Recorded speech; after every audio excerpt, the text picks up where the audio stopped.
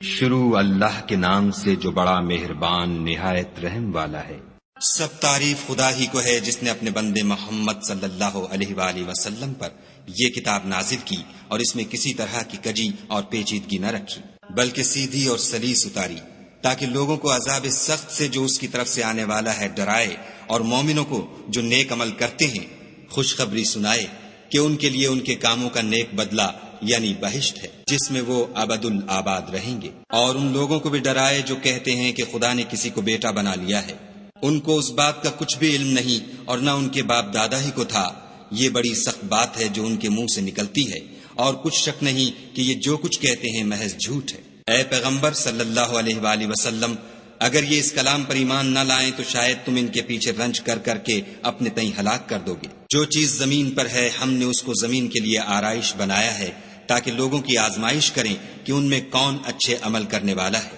اور جو چیز زمین پر ہے ہم اس کو نابود کر کے بنجر میدان کر دیں گے۔ کیا تم خیال کرتے ہو کہ غار اور لوح والے ہماری نشانیوں میں سے عجیب تھے؟ جب وہ جوان غار میں جا رہے تو کہنے لگے کہ اے ہمارے پروردگار، ہم پر اپنے ہاں سے رحمت نازل فرما اور ہمارے کام میں درستی کے سامان مہیا کر۔ تو ہم نے غار میں کئی سال تک ان کے کانوں پر نیند کا پردہ ڈالے یعنی ان کو سلائے رکھا، پھر ان کو جگہ اٹھایا تاکہ معلوم کریں کہ جتنی مدت وہ غار میں رہے دونوں جماعتوں میں سے اس کی مقدار کس کو خوب یاد ہے۔ ہم ان کے حالات تم سے صحیح صحیح بیان کرتے ہیں۔ وہ کئی جوان تھے جو اپنے پروردگار پر ایمان لائے تھے، اور ہم نے ان کو اور زیادہ ہدایت دی تھی، اور ان کے دلوں کو مربوط یعنی مضبوط کر دیا۔ جب وہ اٹھ کھڑے ہوئے تو کہنے لگے کہ ہمارا پروردگار آسمانوں اور زمین کا مالک ہے، ہم اس کے سوا کسی کو معبود سمجھ کر نہ پکاریں گے۔ اگر ایسا کیا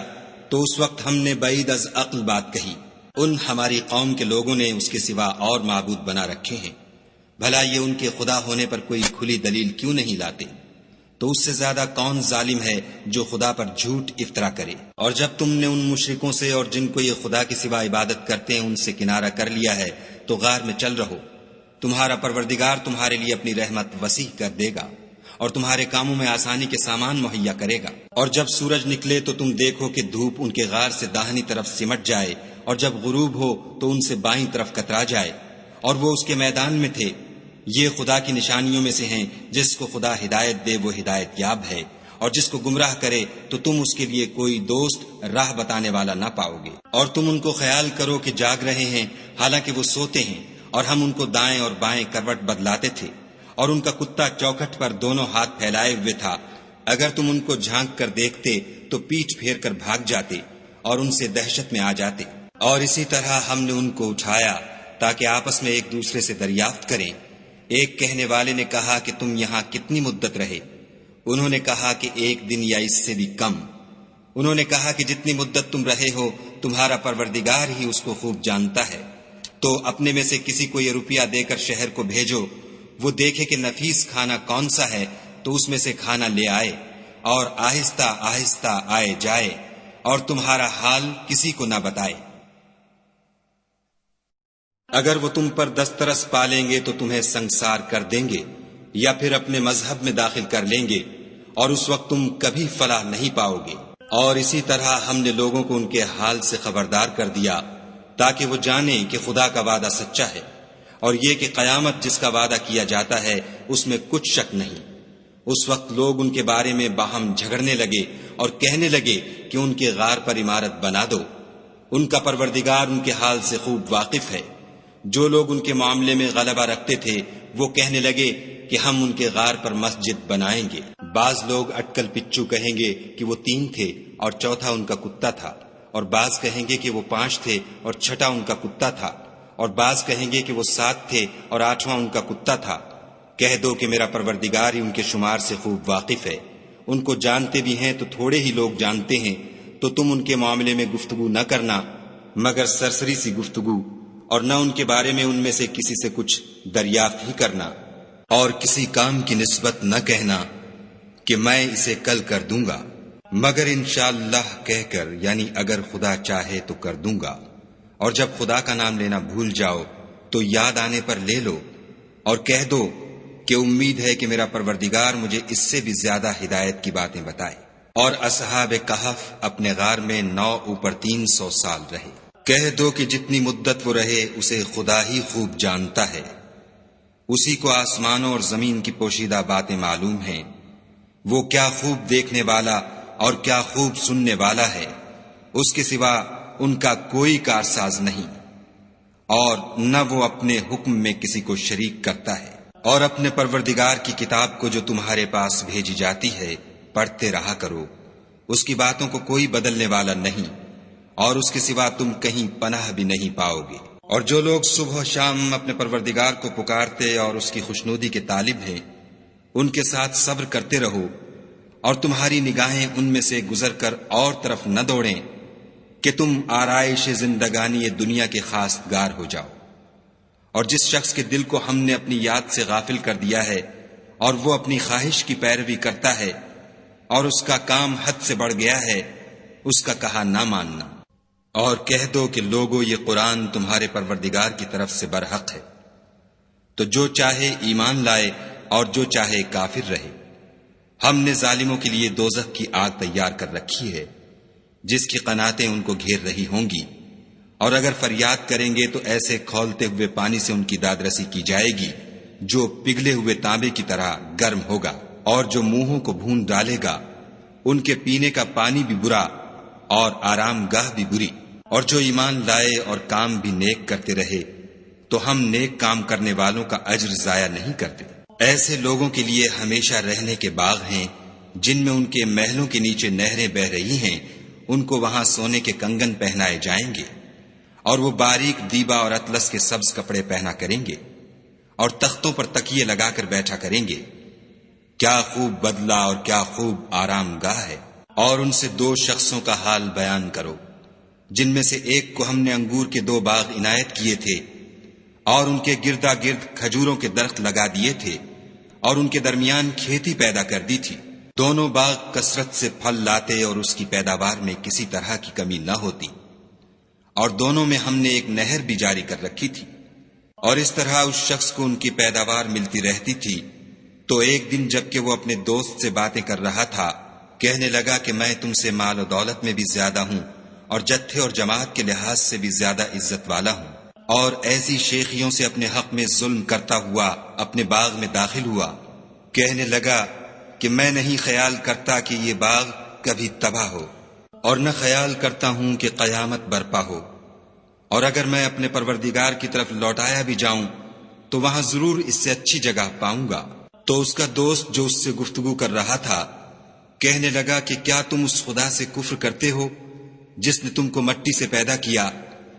پھر نطفے سے، پھر تمہیں پورا مرد بنایا؟ مگر میں تو یہ کہتا ہوں کہ خدا ہی میرا پروردگار ہے،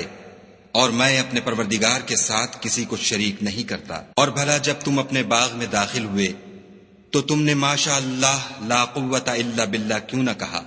اگر تم مجھے مال و اولاد میں اپنے سے کم تر دیکھتے ہو تو عجب نہیں کہ میرا پروردگار مجھے تمہارے باغ سے بہتر عطا فرمائے، اور اس تمہارے باغ پر آسمان سے آفت بھیج دے تو وہ صاف میدان ہو جائے، یا اس کی نہر کا پانی گہرا ہو جائے تو پھر تم اسے نہ لا سکو، اور اس کے میووں کو عذاب نے آ گھیرا اور وہ اپنی چھتریوں پر گر کر رہ گیا، تو جو مال اس نے اس پر خرچ کیا تھا اس پر حسرت سے ہاتھ ملنے لگا اور کہنے لگا کہ کاش میں اپنے پروردگار کے ساتھ کسی کو شریک نہ بناتا۔ اس وقت خدا کے سوا کوئی جماعت اس کی مددگار نہ ہوئی اور نہ وہ بدلہ لے سکا۔ یہاں سے ثابت ہوا کہ حکومت سب خدائے برحق کی ہے، اسی کا صلہ بہتر اور اسی کا بدلہ اچھا ہے۔ اور ان سے دنیا کی زندگی کی مثال بھی بیان کر دو، وہ ایسی ہے جیسے پانی جسے ہم نے آسمان سے برسایا تو اس کے ساتھ زمین کی رویدگی مل گئی، پھر وہ چورا چورا ہو گئی کہ ہوائیں اسے اڑاتی پھرتی ہیں، اور خدا تو ہر چیز پر قدرت رکھتا ہے۔ مال اور بیٹے تو دنیا کی زندگی کی رونق و زینت ہیں، اور نیکیاں جو باقی رہنے والی ہیں وہ ثواب کے لحاظ سے تمہارے پروردگار کے ہاں بہت اچھی اور امید کے لحاظ سے بہت بہتر ہیں۔ اور جس دن ہم پہاڑوں کو چلائیں گے اور تم زمین کو صاف میدان دیکھو گے اور ان لوگوں کو ہم جمع کر لیں گے تو ان میں سے کسی کو بھی نہیں چھوڑیں گے، اور سب تمہارے پروردگار کے سامنے صف باندھ کر لائے جائیں گے، تو ہم ان سے کہیں گے کہ جس طرح ہم نے تم کو پہلی بار پیدا کیا تھا اسی طرح آج تم ہمارے سامنے آئے، لیکن تم نے تو یہ خیال کر رکھا تھا کہ ہم نے تمہارے لیے قیامت کا کوئی وقت مقرر ہی نہیں کیا، اور عملوں کی کتاب کھول کر رکھی جائے گی تو تم گناہگاروں کو دیکھو گے کہ جو کچھ اس میں لکھا ہوگا اس سے ڈر رہے ہوں گے، اور کہیں گے ہائے شامت، یہ کیسی کتاب ہے کہ نہ چھوٹی بات کو چھوڑتی ہے نہ بڑی کو، کوئی بات بھی نہیں مگر اسے لکھ رکھا ہے، اور جو عمل کیے ہوں گے سب کو حاضر پائیں گے، اور تمہارا پروردگار کسی پر ظلم نہیں کرے گا۔ اور جب ہم نے فرشتوں کو حکم دیا کہ آدم کو سجدہ کرو تو سب نے سجدہ کیا مگر ابلیس نے نہ کیا، وہ جنات میں سے تھا تو اپنے پروردگار کے حکم سے باہر ہو گیا۔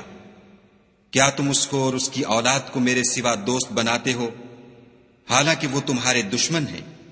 اور شیطان کی دوستی ظالموں کے لیے خدا کی دوستی کا برا بدل ہے۔ میں نے ان کو نہ تو آسمانوں اور زمین کے پیدا کرنے کے وقت بلایا تھا اور نہ خود ان کے پیدا کرنے کے وقت، اور میں ایسا نہ تھا کہ گمراہ کرنے والوں کو مددگار بناتا۔ اور جس دن خدا فرمائے گا کہ اب میرے شریکوں کو جن کی نسبت تم گمان الوہیت رکھتے تھے بلاؤ، تو وہ ان کو بلائیں گے مگر وہ ان کو کچھ جواب نہ دیں گے، اور ہم ان کے بیچ میں ایک ہلاکت کی جگہ بنا دیں گے۔ اور گناہ گار لوگ دوزخ کو دیکھیں گے تو یقین کر لیں گے کہ وہ اس میں پڑنے والے ہیں، اور اس سے بچنے کا کوئی رستہ نہ پائیں گے۔ اور ہم نے اس قرآن میں لوگوں کے سمجھانے کے لیے طرح طرح کی مثالیں بیان فرمائی ہیں، لیکن انسان سب چیزوں سے بڑھ کر جھگڑالو ہے۔ اور لوگوں کے پاس جب ہدایت آ گئی تو ان کو کس چیز نے منع کیا کہ ایمان لائیں اور اپنے پروردگار سے بخشش مانگیں، بجز اس کے کہ اس بات کے منتظر ہوں کہ انہیں بھی پہلوں کا سا معاملہ پیش آئے یا ان پر عذاب سامنے موجود ہو۔ اور ہم جو پیغمبروں کو بھیجا کرتے ہیں تو صرف اس لیے کہ لوگوں کو خدا کی نعمتوں کی خوشخبریاں سنائیں اور عذاب سے ڈرائیں، اور جو کافر ہیں وہ باطل کی سند سے جھگڑا کرتے ہیں تاکہ اس سے حق کو پھسلا دیں۔ اور انہوں نے ہماری آیتوں کو اور جس چیز سے ان کو ڈرایا جاتا ہے ہنسی بنا لیا۔ اور اس سے ظالم کون جس کو اس کے پروردگار کے کلام سے سمجھایا گیا تو اس نے اس سے منہ پھیر لیا، اور جو اعمال وہ آگے کر چکا اس کو بھول گیا۔ ہم نے ان کے دلوں پر پردے ڈال دیے کہ اسے سمجھ نہ سکیں،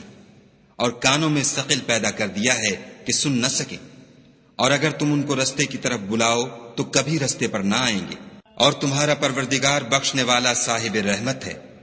اگر وہ ان کے کرتوتوں پر ان کو پکڑنے لگے تو ان پر جھٹ عذاب بھیج دے،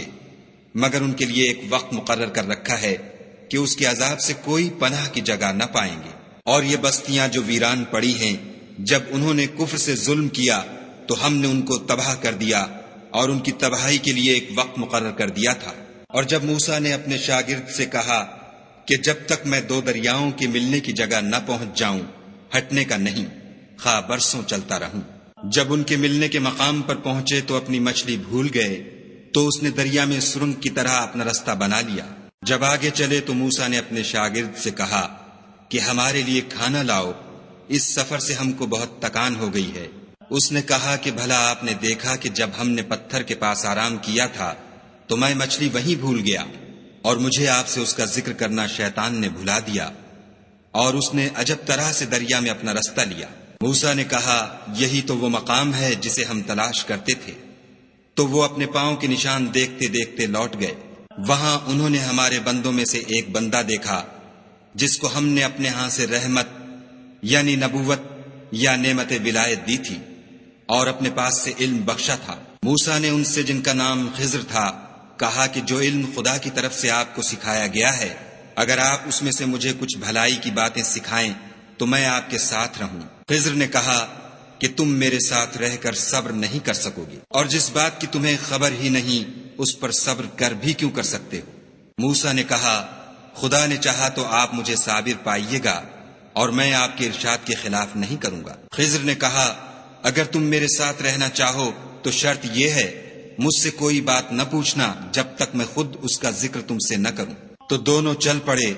یہاں تک کہ جب کشتی میں سوار ہوئے تو خضر نے کشتی کو پھاڑ ڈالا۔ موسیٰ نے کہا کیا آپ نے اس کو اس لیے پھاڑا ہے کہ سواروں کو غرق کر دے؟ یہ تو آپ نے بڑی عجیب بات کی۔ خضر نے کہا کیا میں نے نہیں کہا تھا کہ تم میرے ساتھ صبر نہ کر سکو گے؟ موسیٰ نے کہا کہ جو بھول مجھ سے ہوئی اس پر مواخذہ نہ کیجیے، اور میرے معاملے میں مجھ پر مشکل نہ ڈالیے۔ پھر دونوں چلے، یہاں تک کہ رستے میں ایک لڑکا ملا تو خضر نے اسے مار ڈالا، موسیٰ نے کہا کہ آپ نے ایک بے گناہ شخص کو ناحق بغیر قصاص کے مار ڈالا، یہ تو آپ نے بری بات کی۔ خضر نے کہا کیا میں نے نہیں کہا تھا کہ تم سے میرے ساتھ صبر نہیں ہو سکے گا؟ انہوں نے کہا کہ اگر میں اس کے بعد پھر کوئی بات پوچھوں یعنی اعتراض کروں تو مجھے اپنے ساتھ نہ رکھیے گا کہ آپ میری طرف سے عذر کے قبول کرنے میں غایت کو پہنچ گئے۔ پھر دونوں چلے یہاں تک کہ ایک گاؤں والوں کے پاس پہنچے اور ان سے کھانا طلب کیا۔ انہوں نے ان کی ضیافت کرنے سے انکار کیا۔ پھر انہوں نے وہاں ایک دیوار دیکھی جو جھک کر گرا چاہتی تھی تو خضر نے اس کو سیدھا کر دیا۔ موسیٰ نے کہا کہ اگر آپ چاہتے تو ان سے اس کا معاوضہ لیتے تاکہ کھانے کا کام چلتا۔ خضر نے کہا کہ اب مجھ میں اور تم میں علیحدگی، مگر جن باتوں پر تم صبر نہ کر سکے میں ان کا تمہیں بھید بتائے دیتا ہوں کہ وہ جو کشتی تھی غریب لوگوں کی تھی جو دریا میں محنت کر کے یعنی کشتیاں چلا کر گزارا کرتے تھے، اور ان کے سامنے کی طرف ایک بادشاہ تھا جو ہر ایک کشتی کو زبردستی چھین لیتا تھا، تو میں نے چاہا کہ اسے عیب دار کر دوں تاکہ وہ اسے غصب نہ کر سکے۔ اور وہ جو لڑکا تھا اس کے ماں باپ دونوں مومن تھے، ہمیں اندیشہ ہوا کہ وہ بڑا ہو کر بد کردار ہوگا، کہیں ان کو سرکشی اور کفر میں نہ پھنسا دے، تو ہم نے چاہا کہ ان کا پروردگار اس کی جگہ ان کو اور بچہ عطا فرمائے جو پاک تینتی میں بہتر اور محبت میں زیادہ قریب ہو۔ اور وہ جو دیوار تھی سو 2 یتیم لڑکوں کی تھی جو شہر میں رہتے تھے، اور اس کے نیچے ان کا خزانہ مدفون تھا، اور ان کا باپ ایک نیک آدمی تھا، تو تمہارے پروردگار نے چاہا کہ وہ اپنی جوانی کو پہنچ جائیں اور پھر اپنا خزانہ نکالیں۔ یہ تمہارے پروردگار کی مہربانی ہے اور یہ کام میں نے اپنی طرف سے نہیں کیے، یہ ان باتوں کی حقیقت ہے جن پر تم صبر نہ کر سکے۔ اور تم سے ذوالقرنین کے بارے میں دریافت کرتے ہیں، کہہ دو کہ میں اس کا کسی قدر حال تمہیں پڑھ کر سناتا ہوں۔ ہم نے اس کو زمین میں بڑی دسترس دی تھی اور ہر طرح کا سامان عطا کیا تھا، تو اس نے سفر کا ایک سامان کیا، یہاں تک کہ جب سورج کے غروب ہونے کی جگہ پہنچا تو اسے ایسا پایا کہ ایک کیچڑ کی ندی میں ڈوب رہا ہے، اور اس ندی کے پاس ایک قوم دیکھی۔ ہم نے کہا ذوالقرنین تم ان کو خواہ تکلیف دو خواہ ان کے بارے میں بھلائی اختیار کرو، دونوں باتوں کی تم کو قدرت ہے۔ ذوالقرنین نے کہا کہ جو کفر و بد کرداری سے ظلم کرے گا اسے ہم عذاب دیں گے، پھر جب وہ اپنے پروردگار کی طرف لوٹایا جائے گا تو وہ بھی اسے بڑا عذاب دے گا، اور جو ایمان لائے گا اور عمل نیک کرے گا اس کے لیے بہت اچھا بدلہ ہے، اور ہم اپنے معاملے میں اس پر کسی طرح کی سختی نہیں کریں گے بلکہ اس سے نرم بات کہیں گے۔ پھر اس نے ایک اور سامان سفر کا کیا، یہاں تک کہ سورج کے طلوع ہونے کے مقام پر پہنچا تو دیکھا کہ وہ ایسے لوگوں پر طلوع کرتا ہے جن کے لیے ہم نے سورج کے اس طرف کوئی اوٹ نہیں بنائی تھی۔ حقیقت الحال یوں تھی، اور جو کچھ اس کے پاس تھا ہم کو سب کی خبر تھی۔ پھر اس نے ایک اور سامان کیا، یہاں تک کہ 2 دیواروں کے درمیان پہنچا تو دیکھا کہ ان کے اس طرف کچھ لوگ ہیں کہ بات کو سمجھ نہیں سکتے۔ ان لوگوں نے کہا کہ ذوالقرنین یاجوج اور ماجوج زمین میں فساد کرتے رہتے ہیں، بھلا ہم آپ کے لیے خرچ کا انتظام کر دیں کہ آپ ہمارے اور ان کے درمیان ایک دیوار کھینچ دیں۔ ذوالقرنین نے کہا کہ خرچ کا جو مقدور خدا نے مجھے بخشا ہے وہ بہت اچھا ہے، تم مجھے قوت بازو سے مدد دو، میں تمہارے اور ان کے درمیان ایک مضبوط اوٹ بنا دوں گا۔ تو تم لوہے کے بڑے بڑے تختے لاؤ۔ چنانچہ کام جاری کر دیا گیا، یہاں تک کہ جب اس نے دونوں پہاڑوں کے درمیان کا حصہ برابر کر دیا اور کہا کہ اب اسے دھونکو، یہاں تک کہ جب اس کو دھونک دھونک کر آگ کر دیا تو کہا کہ اب میرے پاس تانبا لاؤ کہ اس پر پگھلا کر ڈال دوں۔ پھر ان میں یہ قدرت نہ رہی کہ اس پر چڑھ سکیں اور نہ یہ طاقت رہی کہ اس میں نقب لگا سکیں۔ بولا کہ یہ میرے پروردگار کی مہربانی ہے، جب میرے پروردگار کا وعدہ آ پہنچے گا تو اس کو ڈھا کر ہموار کر دے گا، اور میرے پروردگار کا وعدہ سچا ہے۔ اس روز ہم ان کو چھوڑ دیں گے کہ روئے زمین پر پھیل کر ایک دوسرے میں گھس جائیں گے، اور سور پھونکا جائے گا تو ہم سب کو جمع کر لیں گے، اور اس روز جہنم کو کافروں کے سامنے لائیں گے جن کی آنکھیں میری یاد سے پردے میں تھیں اور وہ سننے کی طاقت نہیں رکھتے تھے۔ کیا کافر یہ خیال کرتے ہیں کہ وہ ہمارے بندوں کو ہمارے سوا اپنا کارساز بنائیں گے تو ہم خفا نہیں ہوں گے؟ ہم نے ایسے کافروں کے لیے جہنم کی مہمانی تیار کر رکھی ہے۔ کہہ دو کہ ہم تمہیں بتائیں جو عملوں کے لحاظ سے بڑے نقصان میں ہیں، وہ لوگ جن کی صحیح دنیا کی زندگی میں برباد ہو گئی اور وہ یہ سمجھے ہوئے ہیں کہ اچھے کام کر رہے ہیں۔ یہ وہ لوگ ہیں جنہوں نے اپنے پروردگار کی آیتوں اور اس کے سامنے جانے سے انکار کیا تو ان کے اعمال ضائع ہو گئے، اور ہم قیامت کے دن ان کے لیے کچھ بھی وزن قائم نہیں کریں گے۔ یہ ان کی سزا ہے یعنی جہنم، اس لیے کہ انہوں نے کفر کیا اور ہماری آیتوں اور ہمارے پیغمبروں کی ہنسی اڑائی۔ جو لوگ ایمان لائے اور عمل نیک کیے ان کے لیے بہشت کے باغ مہمانی ہوں گے، ہمیشہ ان میں رہیں گے اور وہاں سے مکان بدلنا نہ چاہیں گے۔ کہہ دو کہ اگر سمندر میرے پروردگار کی باتوں کے لکھنے کے لیے سیاہی ہو تو قبل اس کے کہ میرے پروردگار کی باتیں تمام ہوں سمندر ختم ہو جائے، اگرچہ ہم ویسا ہی اور اس کی مدد کو لائیں۔ کہہ دو کہ میں تمہاری طرح کا ایک بشر ہوں، البتہ میری طرف وہی آتی ہے کہ تمہارا معبود وہی ایک معبود ہے۔ تو جو شخص اپنے پروردگار سے ملنے کی امید رکھے چاہیے کہ عمل نیک کرے اور اپنے پروردگار کی عبادت میں کسی کو شریک نہ بنائے۔